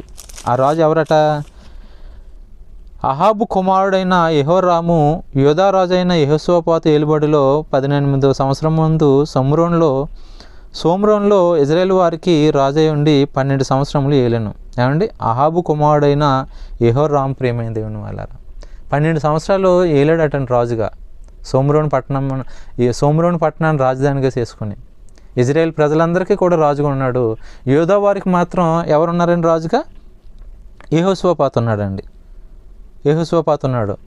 కానీ ఇజ్రాయెల్కి రాజుగా ఎవరున్నారు? సోమ్రోను రాజధానిగా చేసుకుని అంటే యెహోరాము ఉన్నాడు ప్రియమైన దేవుని వాళ్ళారా. ఈ యెహోరాముకే ఎలీషా గారు వెళ్ళి వర్తమానం పంపించాడు. ఇదిగో రాజా, మీరు పలానా స్థలానికి వెళ్ళి చూసుకోండి, కావాలితే సిరియన్ దండు దిగింది కాబట్టి దేశాన్ని రక్షించాలంటే సమాచారం మీకు అందజేస్తున్నాను అని చేసి చెప్పడం జరిగింది ప్రియమైన దేవుని వాళ్ళారా. అయితే ఆ దైవజనుడు చెప్పింది అవునా కాదని చేసి రాజు సైన్యాన్ని పంపి తెలుసుకున్న తర్వాత అవునని నిర్ధారించుకున్న తర్వాత ఆ ప్రాంతం నుండి తప్పించుకోవడానికి వారి ప్రజలను రక్షించుకోవడానికి ఆ రాజు చేసినటువంటి పని సఫలమైంది. ఇలా ప్రతిసారి కూడా జరుగుతుంటే సిరియా రాజుకి డౌట్ వచ్చింది. ఏంటి మనం ప్రతిసారి కూడా ప్లాన్ వేస్తున్నాం, ఇశ్రాయేల్ రాజుని పట్టుకుందామని, ఇశ్రాయేల్ ప్రజలను పట్టుకుందామని, వారి భూభాగంలోకి మనం చొరబడదామని ప్రయత్నిస్తుంటే కనీసం ఒక్కటి కూడా ప్లాన్ వర్కౌట్ అవ్వట్లేదు. ఇలా మాటికి జరుగుతుంది. ఏంటి అసలు జరిగింది ఏంటి అని చేసి ఆలోచించి తన దగ్గర ఉన్నటువంటి సైనికుల్లో ఒక సైనికుని తీసుకొచ్చి ఇశ్రాయేల్ వారి పక్షంగా మనలో ఎవరైనా మరి గూఢచారు ఉన్నారా అని చేసి ఆలోచన చేసినప్పుడు అండి ఆ సేవకుడు ఏం చెప్తున్నాడో చూడండి. 11వ వచనం. రాజు కల్లోలపడి తన సేవకులను పిలిచి మనలో ఇజ్రాయేల్ రాజు పక్షము వహించిన వారు ఎవరైనా మనకు తెలియజెప్పారాదా అని వారిని అడగగా అతని సేవకులలో ఒకడు రాజువైన నా ఏలినవాడ ఇజ్రాయేల్ రాజు పక్షమున ఎవరునూ లేరు కానీ ఇజ్రాయేల్లోనున్న ప్రవక్తేగు ఎలీషా మీ అంతఃపురమందు మీరు అనుకున్న మాటలు ఇజ్రాయేల్ రాజునకు తెలియజేసినను. అంటే అయ్యా మన పక్షంగా ఎవరు కూడా గూఢచారులు లేరు, వారి పక్షంగా మన దేశంలో ఎవరు కూడా గూఢచారులు లేరు, మన ప్రాంతంలో ఎవరు కూడా గూఢచారులు లేరు. ఏమండి లేరు. కాబట్టి ఇదంతా కూడా ఎలా తెలుస్తుందంటే ఇజ్రాయెల్ దేశంలో వారి పక్షంగా ఉన్నది ఎవరు అంటే ఒక దైవజనుడు ఉన్నాడు, ఒక ప్రవక్త ఉన్నాడు, అతని పేరు ఎలీషా. ఇతను మీరు అంతఃపురంలో మాట్లాడుకున్నటువంటి సంగతులన్నీ కూడా ఆ ఇశ్రాయేల్ రాజుకి తెలియజేస్తున్నాడు అన్నప్పుడు అండి, నిజంగా బైబిల్ గ్రంథం ఎంత గొప్పదో మరొక మాట మనం ఆలోచిస్తే, దీనికి సంబంధించినటువంటి మాట ప్రసంగి గ్రంథం 10వ అధ్యాయం 20వ వచనంలో ఒక మాట ఉంటుందండి. అందుమే ప్రియమైన దేవుని వాళ్ళారా, మనం ఎవరిని కూడా శపించవద్దు. అవసరమైతే ఒక క్రైస్తవుడిగా మన నోటంట శుభవచనమే పలకాలి కానీ ఆశీర్వాద వచనమే పలకాలి కానీ ఎవరిని కూడా శపించవద్దు అని చేసి మాట మనం గమనించాలి. అయితే ఇక్కడ ఈ సైనికుడు సిరియా రాజుతో చెప్తున్న సంగతి ఏంటంటే, మీరు అంతఃపురంలో మాట్లాడుకున్నటువంటి సంగతి అక్కడ రాజుకి ఎలా తెలుస్తుందంటే, మధ్యన ఒక దూత పనిచేస్తున్నాడు, ఒక దైవజనుడు పనిచేస్తున్నాడు. కాబట్టి ఇది సందర్భం అని చేసి చెప్పేసరికి అండి సిరియా రాజు అయితే పట్టుకోవాల్సింది మొదట రాజుని కాదు, ఈ ప్రవక్తను పట్టుకోవాలని చేసి సైన్యంతో బయలుదేరి రావడం జరిగింది. అయితే మనం మాట్లాడుకున్నటువంటి ప్రతి మాట రాజుని చెప్పించాలన్నా ఎటువంటి మాస్టర్ ప్లాన్ వేయాలన్నా తెలిసిపోతుంది ఉంటుంది ప్రియమైన దేవుని వల్ల. ఈ రోజు నాడు చూడండి, నిఘా వ్యవస్థ ఎంతలా పనిచేస్తుందంటే, భారతదేశంలో ఉన్నటువంటి అధికారులకు ఏదైనా అపాయం తలపెట్టాలని ఎవరైనా సరే ప్లాన్ వేస్తే సిఐడి వ్యవస్థకు ముందుగానే తెలిసిపోతూ ఉంటుంది, నిఘా వ్యవస్థకు ముందుగానే తెలిసిపోతూ ఉంటుందండి. ఎందుకంటే ప్రియమైన దేవుని వాళ్ళరా, దేవుడు ఈ యొక్క లోకంలో అలాంటి టెక్నాలజీని పెట్టాడండి. ఒకసారి చూడండి, ప్రసంగి గ్రంథము 10వ అధ్యాయం 20వ వచనంలో మనం ఆలోచన చేసినట్లయితే, నీ మనసందైనను రాజును శపింపవద్దు, నీ పడక గదిలోనైనను ఐశ్వర్యవంతులను శపింపవద్దు. ఏలనగా ఆకాశ పక్షులు సమాచారము కొనిపోవును, రెక్కలు గలది సంగతి తెలుపును. ఈరోజు నాడు ఎక్కడో అంతరిక్షంలో ఉన్నటువంటి ఉపగ్రహ ఛానల్స్ బట్టి ఆ పుల్వామా మీద దాడి చేసింది ఎవరు అని చేసి పసిగట్టారు. వారు ఉండేటటువంటి స్థావరం ఎక్కడ అని చేసి కనుగొన్నారు. అక్కడికి వెళ్ళి సర్జికల్ స్ట్రైక్ ద్వారా అక్కడ బాంబులు కురిపించి ఆ స్థావరాలను నేలమట్టం చేస్తారండి. ఇదంతా కూడా ఎలా తెలిసిందంటే, ఈరోజు మనిషి అనుకుంటున్నాడు టెక్నాలజీ పెరిగింది, టెక్నాలజీని బట్టి మేము ఇదంతా చేస్తామని. కానీ ఇలాంటి సిస్టమ్ మొదట వస్తుందని చేసి దేవుడు ముందుగానే రాయించాడు. నీ అంతఃపురంలోనైనా రాజుని శపింపవద్దు, ఐశ్వర్యవంతులను శపింపవద్దు, శపిస్తే రెక్కల గలది సమాచారం తెలుపుతుంది అన్నట్టుగా ఈ రోజు నాడు ప్రతిదీ కూడా తెలిసిపోతూ ఉంటుందండి. మనం ఎక్కడ ఉన్నామన్నది మన చేతిలో ఉన్న మొబైల్ చెప్పేస్తుందంటే ఒకసారి చూడండి, దేవుడు ముందుగానే ఎలాంటి విషయాలను రాయించాడు బైబిల్. కాబట్టి ప్రియమైన దేవుని వాళ్ళారా, ఈ ఇశ్రాయేల్ రాజుకి ముందుగానే సమాచారం తెలిసింది, తప్పించుకున్నాడు. ఇలా తప్పించుకోవడానికి గల కారణం ఎవరంటే ఒక ప్రవక్త ఎలీషా గారు. ఈ ఎలీషాని మొదట పట్టుకోవాలి, అతను చంపించేసేయాలి అనేసి సిరియా రాజు కోప్పడి సైన్యాన్ని పంపుతున్నాడు. ఆ సందర్భాన్ని మనం చూద్దాం. ఆ సందర్భాన్ని మనం ఆలోచన చేసినట్లయితే 15వ వచనం 14 నుంచి అండి. కాబట్టి రాజు అచ్చటికి గుర్రములు రథములను గొప్ప సైన్యమును పంపెను. వారి రాత్రివేళ వచ్చి నలుదిశలను పట్టణమును చుట్టుకొనగా దైవజనుడైన అతని పనివాడు పెందలకాడ లేచి బయటకు వచ్చినప్పుడు గుర్రములను రథములను గల సైన్యము పట్టణమును చుట్టుకొని ఉండెను. కాబట్టి చుట్టుకుని ఉండుట కనబడెను. అంతటా అతని పనివాడు, అయ్యా నా ఏలినవాడా, మనము ఏమి చేద్దామని ఆ దైవజనుతో అనగా, అతడు భయపడవద్దు, మన పక్షమున ఉన్నవారు వారికంటే అదుకులే ఉన్నారని చెప్పి. ప్రియమైన దేవుని వాళ్ళ ఇక్కడ దైవజనుడు అయినటువంటి ఎలీషా గారు శిశువుడైనటువంటి అక్కడ శిశువుడికి ధైర్యం చెప్తున్నాడండి. మన పక్షంగా ఉన్నవారు మనకంటే వారికంటే అదుకులై ఉన్నారు అనేటటువంటి ఒక ధైర్యాన్ని, ఒక భరోసాన్ని, ఒక నమ్మకాన్ని కలిగిస్తున్నాడండి. నిజమే కదా ప్రియమైన దేవుని వాళ్ళరా, ఈ లోకంలో మనం జీవిస్తున్నామండి. ఈ యొక్క జీవన పోరాటంలో మనకు ఎన్నో సమస్యలు వస్తూ ఉంటాయి. ఆరోగ్య సమస్యలు వస్తూ ఉంటాయి, ఆర్థికమైన సమస్యలు వస్తూ ఉంటాయి, ఇరుగు పొరుగు వారి నుండి సమస్యలు వస్తూ ఉంటాయి, మనం చేసే ఉద్యోగాల్లో సమస్యలు వస్తూ ఉంటాయి, ప్రకృతి వలన సమస్యలు వస్తూ ఉంటాయి, వరదల వల్ల సమస్యలు వస్తూ ఉంటాయి. మనం జీవించాలంటే అడుగడుగున ఏదో ఒక సమస్య అండి. భయంకరమైనటువంటి వైరస్లు కూడా మనిషిని చుట్టుకునేటటువంటి పరిస్థితులు ఈ రోజునాడు వచ్చేసినాయి. ఇన్ని సమస్యలు ఉన్నా సరే ఆ రోజునాడు వారుండి చోటకి రథములతో సైన్యం విపరీతంగా భయంకరంగా పరుగులు తీసుకుంటూ వచ్చేస్తుంటే ఆ శిష్యుడు భయపడిపోయాడు. అతిపెద్ద కష్టం మన మీదకి వచ్చి పడుతుందని చేసి భయపడిపోయాడు. ఈ రోజునాడు సామాన్యుడి నుండి మరి గనులైనటువంటి వారు అందరి వరకు కూడా ఏదైనా చిన్న సమస్య వస్తే భయపడిపోతున్నారు, వారి అంతటి వారే ప్రాణాలు తీసుకుంటున్నారండి. మీరు వార్తలు చూసినట్లయితే ఒక 10 రోజుల క్రితం జరిగినటువంటి విజయవాడ ఆత్మహత్య సంఘటన మీరు గమనించినట్లయితే, ఒక ఆర్థోపెడిక్ డాక్టర్ అండి, ఎంతో కష్టపడి చదువుకున్నాడు, డాక్టర్ అయ్యాడండి. డాక్టర్ అయిన తర్వాత అదే విజయవాడలో కొన్ని హాస్పిటల్లో పనిచేశాడు, కొంత డబ్బు సంపాదించుకున్నాడు, పెళ్లి చేసుకున్నాడు, పిల్లల్ని కన్నాడు. ఇక మన లైఫ్ ఇంకా సెటిల్ అయిపోయింది, మనం కొంచెం పైకి ఎదుగుదాం అని చేసి కొంత అప్పు చేసి ఆర్థోఫిట్ హాస్పిటల్కి సంబంధించినటువంటి ఎక్విప్మెంట్స్ అన్నింటిని కూడా కొనుక్కున్నాడు, హాస్పిటల్ నిర్మించుకున్నాడు, రెంట్కి తీసుకున్నాడు. ఆ రెంట్ తీసుకున్నటువంటి ఆ భవనంలో ఈ ఆర్థోఫిట్కి సంబంధించినటువంటి మెషినరీ అన్నీ కూడా అందులో పెట్టి హాస్పిటల్ రన్ చేయడం జరిగింది. అయితే అనుకున్నటువంటి రీతిగా మరి పేషెంట్లు రాకపోవడం, నెల వచ్చేసరికి కరెంట్ బిల్లు, ఈ యొక్క హాస్పిటల్ భవనానికి కావాల్సినటువంటి రెంట్ కట్ట రాకపోవడంతో అప్పుల పాలైపోయాడు. సుమారుగా ఎంత అంటే 3 కోట్ల రూపాయలు. 3 కోట్ల రూపాయలు అప్పుల పాలైపోయేసరికి ఇంకేం చేయాలో తెలియక మరి ఎవరైనా స్నేహితులను అడిగినా ఏదో సలహా చెప్పేవారేమో, ఎవరికే అడగకుండా ఇతను తీసుకున్న స్వబుద్ధి నిర్ణయం ఏంటంటే ఆత్మహత్య చేసుకోవాలి. నేను ఆత్మహత్య చేసుకుంటే ఈ అప్పులు మళ్ళీ నా కుటుంబానికి తగలకూడదని చేసి వారి కుటుంబాన్ని కూడా చంపేశాడండి. చక్కటి కుమారుడు కుమార్తె అండి, 2 పిల్లలండి, 2 పిల్లలు, భార్య, కన్న తల్లి. వీళ్ళ నలుగురిని కూడా మరి ఈ యొక్క శీలమండలం దగ్గర నడికట్టు దగ్గర కత్తితోటి కోసేసి, ఆ యొక్క ఆపరేషన్ చేసేటటువంటి చాకుతోటి కోసేసి, వారు చనిపోయిన తర్వాత ఇతను కూడా పోయి ఉరి పెట్టుకుని శవమైపోయి కుటుంబాన్ని నరకంలోకి తీసుకెళ్ళిపోయాడండి. కుటుంబం కూడా ఆత్మహత్య చేసుకునే పరిస్థితికి వెళ్ళిపోయింది. ఎందుకంటే వారి పైన పడిపోతున్నది కేవలం 3 కోట్ల రూపాయల అప్పు మాత్రమే. ఈ అప్పుకే భయపడిపోతున్నారు. చాలామంది విద్యార్థులు సరైనటువంటి ర్యాంకులు రావట్లేదని ఆత్మహత్య చేసుకుంటున్నారు. ఈ రోజు నాడు యువకులు ప్రేమించినటువంటి అమ్మాయి దక్కలేదని, ప్రేమించిన అబ్బాయి దక్కలేదని, అనుకున్న వారితో వివాహం జరగలేదని ఆత్మహత్య చేసుకుంటున్నారు. ఇక రైతులైతే పంట చేతికొచ్చే సమయంలో వరదలకు గాలి తుఫానుకు కొట్టుకుపోయిందని ఆత్మహత్య చేసుకుంటున్నారు. భర్త కొట్టాడని భార్య ఆత్మహత్య చేసుకుంటున్నది. పెట్టినటువంటి వ్యాపారం కలిసి రావలేదని చేసి వ్యాపారస్తుడు ఆత్మహత్య చేసుకున్నారు. ఇలాంటి ఎన్నో సమస్యలు వస్తుంటే ఆత్మహత్య చేసుకుంటున్నారు. కానీ ఎదురు నిలబడి మనమంటే ఏంటో చూపించాలి, లేదంటే మన పక్షంగా ఉన్నది దేవుడు, ఆ దేవుడి మీద ఆధారపడి మనం జీవించాలనేటటువంటి ఆలోచన లోకంలో ఉన్నటువంటి జనులకి లేకపోయింది. ఓకే, లోకంలో ఉన్నటువంటి వారు జ్ఞానం లేక దేవుడు అంటే తెలియక ఉన్నారనుకోవచ్చు. మరి దేవుడు కలిగినటువంటి ప్రజలు కూడా ఆత్మహత్య చేసుకోవట్లేదా? చేసుకుంటున్నారు. ప్రేమైన దేవుని వల్ల ఆత్మీయంగా పడిపోతున్నారు. కాబట్టి మనం ఈ సందర్భంలో నేర్చుకోవాల్సింది ఏంటంటే, మనకి ఎన్ని సమస్యలు వచ్చినా సరే ధైర్యంగా నిలబడాలి. ఎందుకంటే మన పక్షంగా ఉన్నది ఆ సమస్య కంటే 100 రెట్లు, 1000 రెట్లు, 1,000,000 రెట్లు బలమైనటువంటి వారు మన పక్షంగా ఉన్నారండి. ప్రతి మనిషికి కూడా ఒక దేవదూత సంరక్షణ చేస్తుందంటే నమ్మగలరా?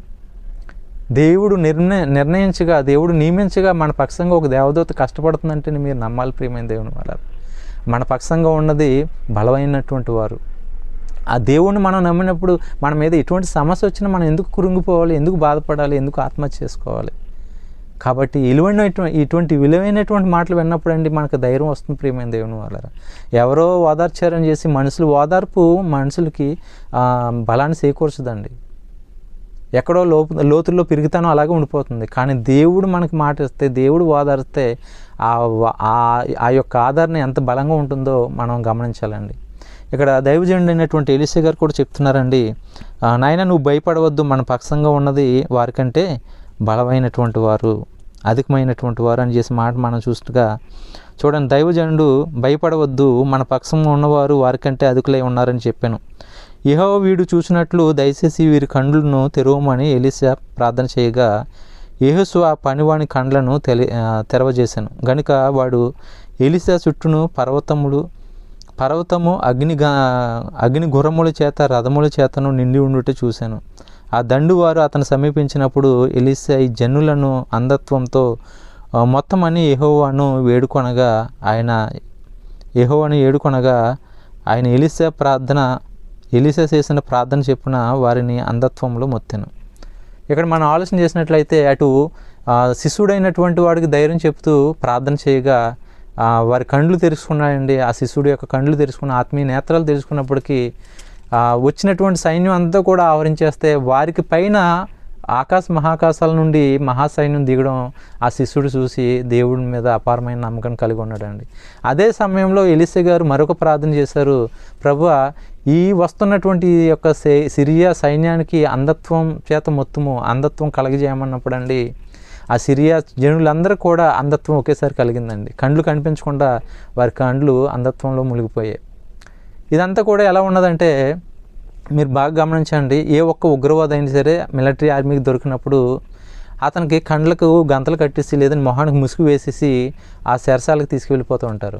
అలాగే లోకంలో ఒక దొంగ లేదంటే మరొక వ్యక్తి ఎవరైనా దొరికినప్పుడు, దొంగలు దొరికినప్పుడు వారికి కూడా ముసుగు వేసేస్తుంటారు. మనకు తెలిసింది ఏంటంటే వారి ఫేస్ మనకు తెలియకోకుండా ఉండడం కోసం ముసుగు వేస్తారేమో అని చేసి అనుకుంటాం.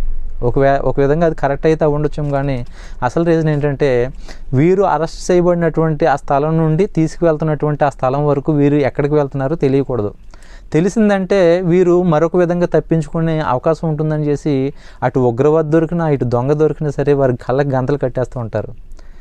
ఈ టెక్నాలజీ కూడా లేదంటే ఈ యొక్క పరిస్థితి కూడా బైబిల్లోని కాపీ తీసిందే ఏమండి. అందుకని అభినందన్ పాకిస్తాన్ ఆర్మీకి దొరికినప్పుడు కూడా అభినందన్ యొక్క కళ్ళకి గంతలు కట్టేసి వారి ఆర్మీలో ఉన్నటువంటి సరసాలకి జైలుకి తరలించడం జరిగింది ఏమండి. అలాగే మన ఇండియాలో మరి ముంబై తాజ్ హోటల్లో జరిగినటువంటి ఆ యొక్క మారణకాండ, ఆ యొక్క ఉగ్రవాది పేరు ఏంటండి, కసబ్ దొరికినప్పుడు కూడా అతన్ని కూడా కళ్ళకు గంతలు కట్టేసి ముసుగు వేసేసి ఆ జైలుకి తరలించడం జరిగింది ప్రియమైన దేవుని వల్ల. ఎందుకు అంటే అతను పట్టబడినటువంటి స్థలం నుండి వెళ్ళిపోతున్నటువంటి స్థలం వరకు వారికి అటువంటి ఆ మార్గం తెలియకూడదు. ఎటు వెళ్తున్నారు, రైట్ సైడ్ వెళ్తున్నారా, లెఫ్ట్ సైడ్ వెళ్తున్నారా, ఏ దిక్కుకు వెళ్తున్నారు అనేది వారికి తెలియకూడదు. అదేవిధంగా ఇక్కడ ఎలీషా గారు కూడా వచ్చినటువంటి సైన్యాన్ని అంధత్వంతో దేవుడికి ప్రార్థన చేయగా అంధత్వంతో మొత్తినందున వారు కండ్లు లేనటువంటి వారు అయిపోయారు. ఎందుకంటే వీరున్న ప్రాంతం నుంచి సోమరోన్ పట్టణంలో ఉన్నటువంటి రాజు దగ్గరికి తీసుకువెళ్ళాలి. అలా తీసుకెళ్ళాడో లేదో చూడండి. అప్పుడు ఎలీషా, ఇది మార్గము కాదు, ఇది పట్టణము కాదు, మీరు నా వెంట వచ్చిన ఎడల మీరు వెదుకువాని వద్దకు మిమ్మల్ని తీసుకుని పోదునని వారితో చెప్పి సోమరోను పట్టణమునకు వారిని నడిపించాను. వారు సోమరోనులోనికి వచ్చినప్పుడు అతడు యెహోవా వీరు చూసినట్లు వీరి కండ్లను తెరవమని ప్రార్థన చేయగా యెహోవా వారి కండ్లను తెరవ చేశాను. కనుక వారు తాము సోమరోను మధ్య ఉన్నామని తెలుసుకున్నారు.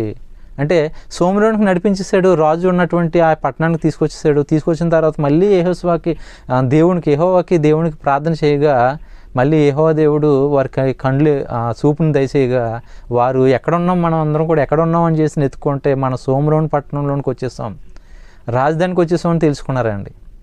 ఆ తెలుసుకున్నప్పుడు రాజు దగ్గరికి ఈ సైన్యాన్ని అంతటిని కూడా ప్రవేశపెట్టినప్పుడు అండి ఆ రాజు ఏమంటున్నాడు చూడండి. అంతటా ఇజ్రాయేల్ రాజు వారిని చూసి, నాయన వీరిని కొట్టుదునా అని ఎలీషాను అడగగా అతడు, నీవు వీరిని కొట్టవద్దు, నీ కత్తి చేతనైనను నీ వింటి చేతనైనను నీవు చెరపెట్టిన వారినైనను కొట్టుదువా, వారికి భోజనం పెట్టించి వారు తిని త్రాగిన తర్వాత వారు తమ యజమానుని వద్దకు వెలుదురని చెప్పాను అన్నాడండి. చూసారా ప్రియమైన దేవుని వల్లరా, ఈ మాటలు ఈరోజు జెనీవా ఒప్పందంలో మూల అంశాలు ప్రియమైన దేవుని వల్లరా. ఒక దైవజనుడు పలికినటువంటి ఆ కొన్ని నిమిషాలు పలికినటువంటి మాటలు ఈ రోజు నాడు కొన్ని లక్షల మంది సైన్యం చెరపట్టబడినప్పుడు వారు ప్రాణాలతో బ్రతికి బట్టకడుతున్నారంటే గల కారణం దేవుని మాటలే, ఆ దైవజనుడు పలికినటువంటి మాటలే అండి. మరొకసారి చదువుతున్నాను చూడండి. ఆ రాజు వచ్చి ఏమంటున్నాడంటే, నా ఏలినవాడ ఇశ్రాయేలు రాజు వారిని చూసి, నాయన వీరిని కొట్టుదునా అని ఎలీషాను అడగగా అతడు దైవజనుడు అయినటువంటి ఎలీషా కొట్టుదునా అని అడగగా అతడు, నీవు వీరిని కొట్టవద్దు, నీ కత్తి చేతనైనను నీ వింటి చేతనైనను నీవు చెరపెట్టబడిన వారినైనను కొట్టుదువా, వారికి భోజనం పెట్టు అంటున్నాడండి. భోజనం పెట్టు, వారిని కొట్టవద్దు నాయన, ఇంటి చేతనైనను కత్తి చేతనైనను దేని చేతనైనా సరే వారిని కొట్టవద్దు, వారికి భోజనం పెట్టు. మొదట వారు గాయాలు పాలైతే వారి గాయాలని స్వస్థపరిచి, ఎందుకంటే ఆల్రెడీ ఎలీషా గారు చేసిన పని అదే అండి. కళ్ళు పోతే మళ్ళీ దేవుడు ప్రార్థన చేయగా కళ్ళు ఇచ్చాడంటే స్వస్థపరిచాడా లేదా, అక్కడ వైద్యం జరిగింది. తర్వాత వారు ఆకలితో ఉన్నారు, అన్నం పెట్టని చేసి ఎలీషా గారు చెప్పడం జరిగిందండి. కాబట్టి ప్రియమైన దేవుని వల్లరా, ఈ రోజు నాడు దేవుని మాటలు చెప్పేటటువంటి దైవజనులు సమాజానికి చాలా అవసరం. బాగా గమనించండి. ఈ రోజు నాడు సువార్థికులు బైబిల్ పట్టుకొని సమాజంలోకి వెళ్ళి మీరు నరహత్య చేయొద్దు, మీరు పాపం నుండి బయటపడండి, మీరు దేవుని కోసం బ్రతకండి, మీరు దేవుడు అనుకుంటే పుట్టినవారు, ప్రతి మనిషి పాపం చేసి దేవుడు ఇస్తున్నటువంటి మహిమను పొందలేకపోతున్నారు, కాబట్టి బాప్తీసం తీసుకోండి అని చేసి ప్రకటిస్తుంటే మత ప్రసారం అంటున్నారు, దేవుని మాటల్ని వ్యతిరేకరిస్తున్నారు, అనేక మంది సేవకుల్ని మరి చంపుతున్నారు, కొడుతున్నారు, జైలపాలు చేస్తున్నారండి. కానీ ప్రియమైన దేవుని వల్లరా ఎంతమంది ఎన్ని విధాలుగా బాధ పెట్టినా హింస పెట్టినా దేవుని వాక్యం ప్రేమిస్తుంది, ప్రేమించమని చెప్తుందండి. కాబట్టి ప్రియమైన దేవుని వల్ల దయచేసి మీ గ్రామాల్లో మీ ప్రాంతాల్లో ఎవరైనా సరే బైబిల్ పట్టుకొని సువార్త చేస్తుంటే ఆ అవకాశం ఉంటే మీరు వారికి సహాయపడండి, కానీ ఆటంకపరచవద్దండి. దయచేసి చెప్తున్నానండి, ఆటంకపరచవద్దు ప్రియమైన దేవుని వల్లరా.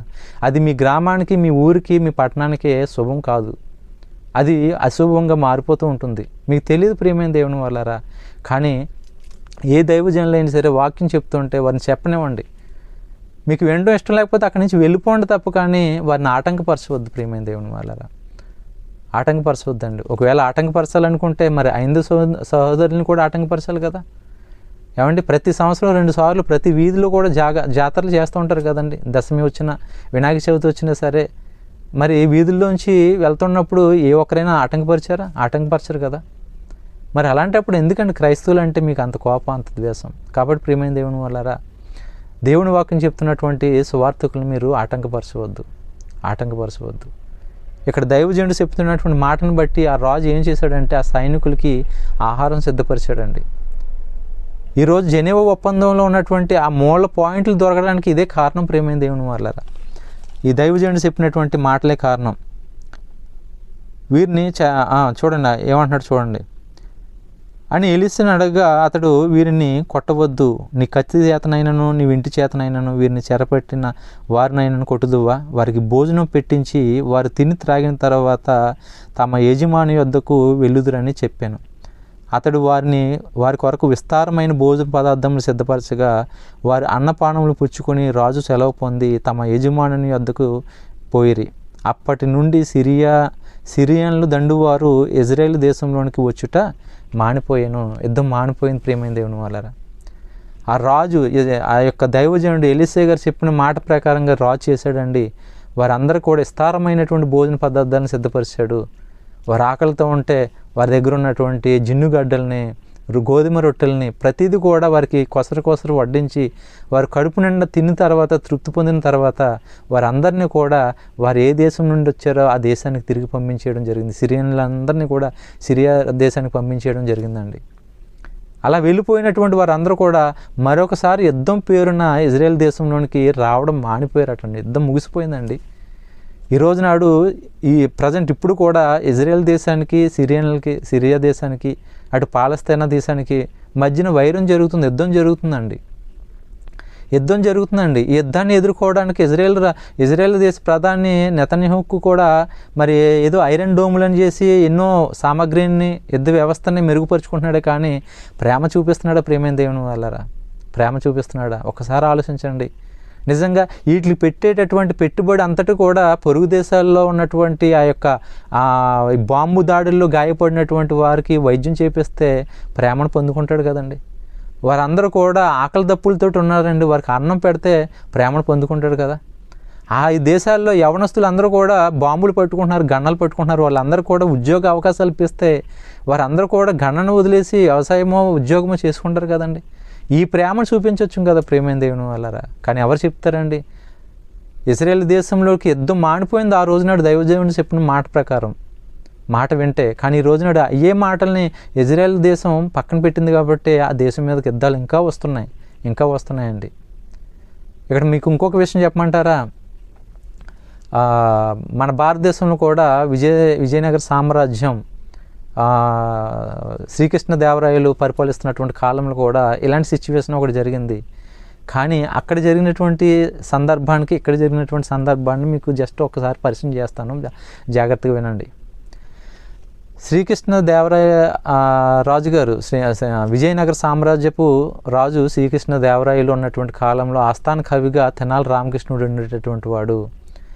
ఒకనొక సమయాన్న ఆ యొక్క పొరుగు దేశం నుండి ఆ యొక్క సుల్తాన్లు, నవాబులు ఎవరైతే ఉన్నారో వారు యుద్ధం ప్రకటించి అది రాజ్యం మీదకు వస్తున్నప్పుడు ఏం చేద్దామని చేసి ఆలోచిస్తున్నటువంటి తరుణంలో ఇక్కడికి కవైనటువంటి తెనాలి రామకృష్ణ గారిని ఈ సమయంలో ఏం చేస్తే బాగుంటుందని చేసి రాజుగారు అడిగితే అప్పుడు తెనాలి రామకృష్ణుడు ఇలా అన్నాడట, మన దేశంలో ఉన్నటువంటి అరటి తోటల్లో ఉన్నటువంటి అరిటాకులన్నింటినీ కూడా తెప్పించేయండి, విస్తరాకులను తెప్పించేయండి. ఆ విస్తరాకులను తెప్పించిన తర్వాత ఆకులకి నెయ్యి రాయండి, విస్తారమైన పప్పు వడ్డించి లేదంటే కొన్ని అన్నం మెతుకులు దాని మీద పూసి అవన్నీ కూడా చుట్టేసి గోడవతలు పాడేసేయండి, ప్రహారీ గోడవతలు పాడేసేయని అన్నప్పుడు అండి రాజు అదే విధంగా చేశారట. వచ్చినటువంటి నవాబు సైన్యం అంతటి కూడా ఇన్ని విస్తరాకులు పడుతున్నాయంటే తినేటటువంటి సైన్యం ఇంకెంత విస్తారంగా ఉన్నారో, వీరిని ఎదుర్కోవడం మన వల్ల కాదని చేసి అక్కడి నుంచి వెళ్ళిపోయారటండి. ఏదో వినటానికి ఇది బాగుంది, వికటకవి తెనాలి రామకృష్ణ యొక్క తెలివి చాలా బాగుందని చేసి అనుకుంటున్నారండి. మరి ఆ తర్వాత కాలంలో మరొక సైన్యం వచ్చి విజయనగర సామ్రాజ్యాన్ని కూల్చేయలేదా? ఏమండి, శ్రీకృష్ణదేవరాయలు చనిపోలేదా? తెనాలి రామకృష్ణ చనిపోలేదా? చనిపోయారండి. కానీ చనిపోవడానికి ముందు వీరు చేసినటువంటి పనిని బట్టి వీరు ఏదో తెలివి చేశారు అనుకుంటున్నారండి. కానీ వాస్తవానికి ఏంటంటే ఆ విస్తరాకులకి రాసినటువంటి అన్నం ఏదైతే ఉందో అదంతా కూడా ఆ సైన్యానికి పెట్టచ్చు కదండి. ఏమండి, దోచుకోవడానికి వస్తున్నటువంటి వారిని పిలిచి కూర్చోపెట్టి అన్నం వడ్డిస్తే వారు తినేసి తృప్తికి వెళ్ళిపోతారు కదండి మన ప్రేమను బట్టి. కానీ ఆ రోజునాడు అది జరగలేదు. కానీ ఇజ్రాయెల్ దేశంలో ప్రవక్త అయినటువంటి దైవజనుడు అయినటువంటి ఎలీషా గారు ఉన్నటువంటి కాలంలో ఇలాంటి సందర్భం వస్తే వారికి పిలిచి కూర్చోబెట్టి ఆహారం వడ్డించి భోజనం పెట్టి కడుపు నిండిన తర్వాత తిరిగి పంపించారండి. అక్కడితోటి యుద్ధం మానిపోయిందని రాయబడి ఉన్నది. ప్రియమైన దేవుని వాళ్ళరా, యుద్ధం మానిపోయిందని రాయబడి ఉన్నదండి. కానీ ఎలాంటి ఆలోచన ప్రతి దేశానికి మధ్య ఉండాలండి, ప్రతి దేశం మధ్య ఉండాలి. పాకిస్తాన్కి మనకి ఎప్పటి నుంచో వైరం జరుగుతూనే ఉన్నది. ఈ వైరం ఎప్పటికి పోతుందంటే ఎప్పటికీ పోదండి. మన దేశంలో ఉన్నటువంటి జనాభాకి ప్రేమ లేనంతసేపు కూడా యుద్ధం ముగింపు ఉండదండి. ఈ ఉగ్రవాద దాడి తర్వాత కొంతకాలం సైలెంట్గా ఉంటారు, మరొక సంస్థ లేస్తుంది, మరొక సంస్థ మరొక బాంబు దాడి ద్వారా ప్రజల్ని బలిగొంటారు. అలా ఉండకుండా ఉండాలంటే నిన్ను వల్లే నీ పొరుగు వారిని ప్రేమించు. మన పొరుగు ఇంటి వారిని ప్రేమించాలి, మన గ్రామం మన పొరుగు గ్రామాన్ని ప్రేమించాలి, మన రాష్ట్రం పొరుగు రాష్ట్రాన్ని ప్రేమించాలి, మన దేశం పొరుగు దేశాన్ని ప్రేమించాలి. ఇలా ప్రేమ అనేటటువంటిది ఉన్నట్లయితే ప్రేమైన దేవుని వాళ్ళరా ప్రేమ వల్ల శాంతి నెలకొంటుందే కానీ పగ వల్ల శత్రుత్వం తొలగిపోదండి. అందుకమే అండి, నీ శత్రువు ఆకలిగా ఉన్న ఎడల వానికి పిలిచి భోజనం పెట్టు అని చేసి సామెతల గ్రంథంలో రాయబడి ఉంటుంది, రోమపత్రికలో రాయబడి ఉంటుంది. కాబట్టి ప్రేమైన దేవుని వాళ్ళరా మీ అందరికి కూడా తెలుసు కాబట్టి ఆ రెఫరెన్స్లో మీకు పెట్టట్లేదు. కానీ మన ప్రేమ కలిగి ఉన్నట్లయితే మన ప్రేమ 10 మందిని బ్రతికిస్తుందండి. అందుకనే మొదట చెప్పినట్టుగా ప్రేమ కలిగి సత్యము చెప్పుచు క్రీస్తు వలె ఉండుటకు మనం అన్ని విషయంలో ఎదుగుదము అంటున్నామండి, ఎదుగుదము. కాబట్టి అభినందన్ రిలీజ్ అవ్వడానికి జెనీవా ఒప్పందంలో ఆ మూల అంశాలే కారణం. ఆ జెనీవా ఒప్పందంలోకి ఆ మూల అంశాలు రావడానికి మూలం బైబిల్ అని చేసి నేను ఈ సందర్భంలో మీకు తెలియజేశాను. కాబట్టి ఒప్పందంలో ఉన్నటువంటి మాటలను బట్టి ఆ దేశ ప్రధాని ఇమ్రాన్ ఖాన్ రిలీజ్ చేయడం జరిగిందండి. అభినందన్ బ్రతికి బయటపడ్డాడు. కాబట్టి భారతదేశ ప్రజలందరూ కూడా అభినందించారు, మన దేశ ప్రభుత్వాన్ని అభినందించారు. మంచిదండి, అభినందించాను, నేను కూడా అప్రిషియేట్ చేస్తాను. కానీ వారందరికంటే ముందు అభినందించవలసింది ఎవరిని అంటే ఇదిగోండి ఆ జెనీవా ఒప్పందం రాయడానికి, ఆ జెనీవా ఒప్పందంలో ఆ మూల అంశాలు పొందుపరచడానికి గల బైబిల్ని అభినందించాలండి. అందుకే అంటానండి, ఎప్పటికైనా బైబిల్ అభినందనమైనది ప్రియమైన దేవుని వాళ్ళారా. అభినందించవలసింది, గౌరవించవలసింది, ప్రేమించవలసింది, నెత్తిని పెట్టుకుని చూసుకోవాల్సింది ప్రియమైన దేవుని వాళ్ళారా, నెత్తిని పెట్టుకుని చూసుకోవాల్సింది. కాబట్టి దేవుని వాక్యాన్ని మీరు గణపరచండి, ఆ వాక్యం మిమ్మల్ని గణపరుస్తుంది అన్న మాట రీతిగా దేవుని వాక్యం ఎప్పుడు ప్రేమించండి, 10 మందికి వినిపించండి. దేవుని సువార్త చెప్పుతుంటే ఎవరు కూడా దయచేసి ఆటంకపరచవద్దు. మీకు వినటానికి మనసు లేకపోతే అక్కడి నుంచి వెళ్ళిపోండే, కానీ చెప్పుచున్నటువంటి వారిని మాత్రం అభ్యంతర పెట్టొద్దు ప్రియమైన దేవుని వల్ల. ఎందుకంటే దేవుని వాక్యం సరాసరి పరలోకం నుండి భూమి మీదకు వచ్చినటువంటి మాటలు ప్రియమైన దేవుని వల్ల. అనేక మంది అపోస్తుల ద్వారా వారి ప్రాణ త్యాగాల ద్వారా రాయబడినటువంటి గ్రంథం ప్రియమైన దేవుని వల్ల ఇది. ఇందులో ఇంకా అనేకమైనటువంటి సత్యాలు ఉన్నాయండి. ఈ సందర్భంలో ఈ యొక్క మాటల్లో కొన్ని విషయాలు మీకు తెలియజేస్తాను. రానున్న రోజుల్లో ఇంకా అనేకమైనటువంటి మాటలు మీకు వినిపింపజేస్తాను. కాబట్టి నా గురించి ప్రార్థన చేయండి, ఈ మాటలు అనేక మందికి షేర్ చేయండి. ఈ జదధ్య గాస్పల్ ఛానల్ని కూడా సబ్స్క్రైబ్ చేసుకోండి, అనేక మందికి పంపిస్తారని చేసి కోరుకుంటూ ఈ మాటలు ముగిస్తున్నాను. చిన్న ప్రార్థన చేసుకుందాం. ప్రేమ నమ్మకమైనటువంటి గొప్ప దేవ, మీ అపారమైనటువంటి ఉన్నతమైనటువంటి నామాన్ని బట్టి వందనములు, కృతజ్ఞత, స్తుతులు, స్తోత్రం చెల్లిస్తూ నిన్ను వల్లే నీ పొరుగు వారిని ప్రేమించండి అని చెప్పినటువంటి మీ మాటలు తండ్రి ఎంత ఉన్నతమైనవో. అలాంటి ప్రేమ ఒకరోజు ఆయన ఇజ్రాయేల్ రాజుకి తెలియజెప్పినటువంటి ఎలీషా గారిని మేము చూసి ఉన్నాం. భక్తుడైనటువంటి ఎలీషా గారు చెప్పినటువంటి మాట ప్రకారంగా తండ్రి ఆ రోజు ఇజ్రాయేల్ రాజు శత్రువుని కూర్చోపెట్టి ఆహారం పెట్టి నాయనా వారి యొక్క యజమాని దగ్గరికి తిరిగి పంపించేయడం జరిగింది. యుద్ధం ముగిసిపోయింది తండ్రి. కానీ తండ్రి ఈరోజు నాడు మాలో ఉన్నటువంటి యుద్ధాలు ఇంకా జరుగుతూనే ఉన్నాయి తండ్రి. మీలో యుద్ధములు ఎందుకు జరుగుతున్నాయంటే మీలో ఉన్నటువంటి గర్వం బట్టే కదా, మీలో ఉన్నటువంటి అంధత్వాన్ని బట్టే కదా, మీలో ఉన్నటువంటి పాపాన్ని బట్టే కదా అని మీరు రాయించి ఉంచారు. అవును తండ్రి, అలాంటి గర్వాన్ని, అలాంటి అహంకారాన్ని, అలాంటి తండ్రి నేను పాపాన్ని మేము తొలగించుకొని పవిత్రులుగా మారడానికి సహాయం దయచేయండి. ఈ మాటలు ఎంతమంది అయితే వింటారో వారందరి మనసులు కూడా మార్చండి నాయనా. నిజంగా బైబిల్ అభినందించవలసిందని, మీ మాటలు గౌరవించవలసినవి అని చేసి గుర్తెరిగి మీరు రాయబడినటువంటి, మీరు రాయించినటువంటి ఈ మాటల ప్రకారంగా ఈ భూమి మీద మేము బ్రతుకుతూ జీవిస్తూ అనేక మందిని జీవింపజేస్తూ మీరున్న లాకానికి వచ్చేలాగా సహాయం దయచేయమని మీ ప్రియకుమారుడు మా ప్రియ రక్షకుడైనటువంటి యేసుక్రీస్తు వారి అతి పుణ్యనామాన్ని బట్టి అడిగి వేడుకుంటున్నాం మా పరమ తండ్రి. ఆమేన్. అందరికీ వందనాలండి.